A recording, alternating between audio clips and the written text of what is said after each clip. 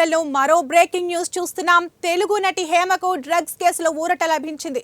Bengaluru high court ఆమెకు stay ఇచ్చింది. గత ఏడాది మే నెలలో బెంగళూరులో రేవ్ పార్టీపై పోలీసులు దాడి చేసిన అనంతరం నటి హేమపై నమోదైన డ్రగ్స్ కేసులో ఆమెపై తదుపరి చర్యలపై హైకోర్టు స్టే విధించింది. ఎన్డీపీఎస్ యాక్ట్లోని సెక్షన్ 27B కింద శిక్షార్హమైన నేరాల కోసం పిటిషనర్పై ఛార్జ్షీట్ చేయబడిందని, సహనిందితుడి ఒప్పుకోలు స్టేట్మెంట్పై మాత్రమే సమర్పించబడిందని, తాను డ్రగ్స్ సేవించినట్లు ఎలాంటి ఆధారాలు లేవని హేమ పిటిషన్ దాఖలు చేశారు. ఆ పిటిషన్ను హైకోర్టు స్వీకరించింది. విచారణపై స్టే కోరుతూ హేమ దాఖలు చేసిన ఇంటర్లోక్యూటరీ అప్లికేషన్ను అనుమతిస్తూ విచారణ జరిపిన న్యాయస్థానం ఈ మేరకు స్టే ఇచ్చింది.